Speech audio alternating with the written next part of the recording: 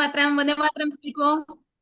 मैं मोनिका साहू तारानगर राजस्थान से। आप सभी जानते ही हैं, पहचानते ही हैं। नहीं जानते हैं तो आज से जानना शुरू कर दें, पहचानना शुरू कर दें। भैया मुझे आज सुबह ही चोट लगी। एक दो अनुभव है भैया। एक है चनक चमक, या फिर उसको एक और कोई नाम भी देते हैं उसका। तो पहले मैं सुबह चोट वाला बताती हूँ, उसके लिए मैंने क्या किया, और एक बार में ही मुझे अनुभव में जो मिला उसके लिए। तो सुबह मुझे टूंटी की लगी थी, चोट लगी थी, और मुझे काफी सारा बाहर आ गया था, माथे के ऊपर निशान पड़ गया था। और इतनी गहरी चोट आई थी कि मुझे एक बार तो सांस भी नहीं आया था, और मैं बेहोश टाइप की हो गई थी, अंधेरी जिसको कहते हैं वो आ गई थी। उसके बाद मैंने तुरंत ही सौमूत्र हथेली में लेके वो लगाया। सबसे पहले चिकित्सा मैंने वहां से ही शुरू की। उसके बाद मैंने चूना और शहद एक बार लगाया था। तो जो मुझे दर्द था उसमें 80% मुझे आराम तुरंत मिल गया था भैया।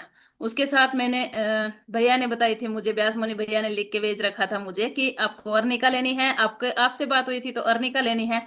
तो भैया अब तक मैंने अर्निका फिर नहीं ली। ईमानदारी से अगर मैं बताऊं तो मैंने नहीं ली।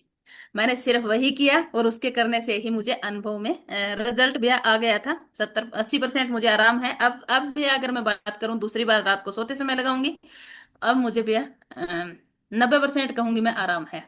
दूसरा, मुझे चमक लगी, चनक गिरी। जो मैं रात को सोई थी एकदम अच्छे से सोई थी, सुबह उठी तो उठने से पहले जैसे धरती माता को प्रणाम करते हैं, तो मेरा हाथ नीचे तक नहीं गया, मैं कमर तक झुक नहीं पाई थी, मेरी स्थिति ऐसी हो गई थी। उसके बाद मैंने वहां सौमूत्र की मसाज की। और अगर होम्योपैथी की कहूँ तो मैं गोविंद भैया से भी झूठ बोली कि भैया मैं ले रही हूँ, और मैं व्यास मुनि भैया से भी झूठ बोली कि भैया मैं ले रही हूँ, पर मैंने होम्योपैथी में कुछ नहीं किया था। मैंने सिर्फ और सिर्फ सौमूत्र की मालिश की, और दर्दनाशक तेल है वो लगाया, और उसके ऊपर गरम पट्टी मैंने बांधी थी। बस इतना ही किया था। और तब भी मुझे आराम इसमें नहीं आ रहा था।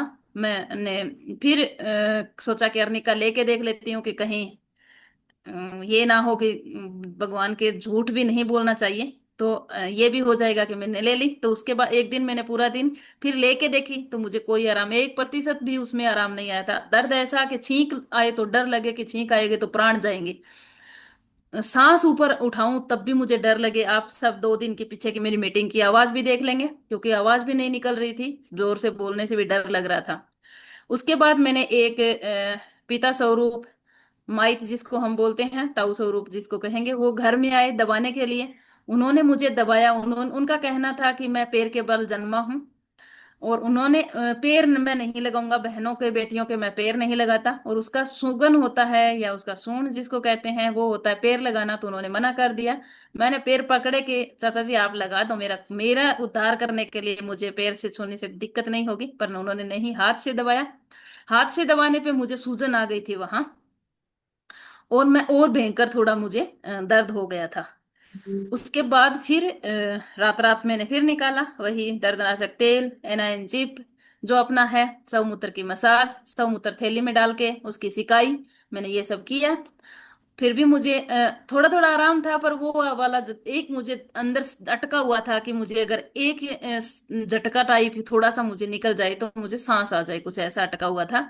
उसके बाद मैं फिर सुबह गई एक बहन के पास जो पैर के बल जन्मी हुई थी।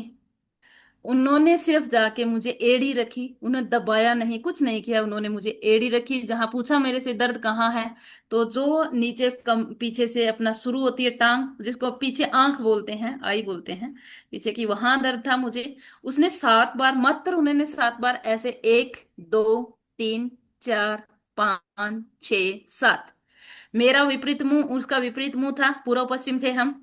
और उसके बाद हम पहले 2 मिनट उनके पास रुके थे, उसके बाद मैं उसके रुकी नहीं। उन्होंने एक बार ऐसे 7 बार किया। उसके बाद मैं घर से बाहर निकली। बाहर निकल के उन्होंने कहा कि धूल एक बार माथे के लगा के वापस आ जाना, क्योंकि तो दोबारा आ नहीं पाएगी, तेरे पास समय के अभाव रहता है, तो मैं दूसरी बार और पैर रख दूंगी। तो मैं वैसे ही गेट तक गई, 5 मिनट रुकी, उसके बाद फिर से उनके पास गई। उन्होंने फिर से 7 बार वही रखा, और मैं मेरे घर आ गई, और वो अपने काम लग गए। वो टाइम अब, मतलब मुझे वहां से आते समय, जाते समय जितना समय लगा था पहुंचने में, उससे मुझे आधा समय लगा वापस आने में। और मेरा दर्द 90% 80% मुझे आराम हो गया। मैं ये नहीं कहती मैं आराम नहीं करूंगी, मैं एक दिन आराम और करूंगी, क्योंकि जीवन में आराम बहुत मुश्किल से मिलता है, काम रोज करते हैं। और मैंने फिर आराम किया, अच्छे से आराम किया, बेड पर लेट के किया। और कल भी आराम करने के लिए पति परमेश्वर भी बोलते हैं, जिसका भी फोन आता है तो वो यही कह रहे हैं कि आराम करना है। तो मुझे भी ये बात अच्छी लग रही है, क्योंकि जीवन में आराम बहुत जरूरी है। तो कल फिर से आराम करूंगी, बाकी मेरे दर्द में काफी सुधार है। तो ये था भैया आज का मेरा अनुभव। जो 3 दिन से मेरी सांस अटकी पड़ी थी, आज मुझे सांस में सांस आई, बहुत अच्छा लगा। कि जो आज के डॉक्टर जिसको बोलते हैं ना कि उल्टा बच्चा है, ऑपरेशन से हो जाए, तो आने वाले समय में ऐसी अगर किसी को चमक गिरी, जो रोग आया ये वाला, तो वो रोग कैसे जाएगा, इसकी मुझे चिंता रही। तो जो बहनें सौभाग्यशाली हैं कि जिनका बच्चा उल्टा होता है, पैर के बल जन्म होता है, वो बहनें भी सौभाग्यशाली हैं। जो भाई भी सौभाग्यशाली होते हैं। जो पैर लगाओ, रोग भगाओ। जी भैया। वंदे मातरम।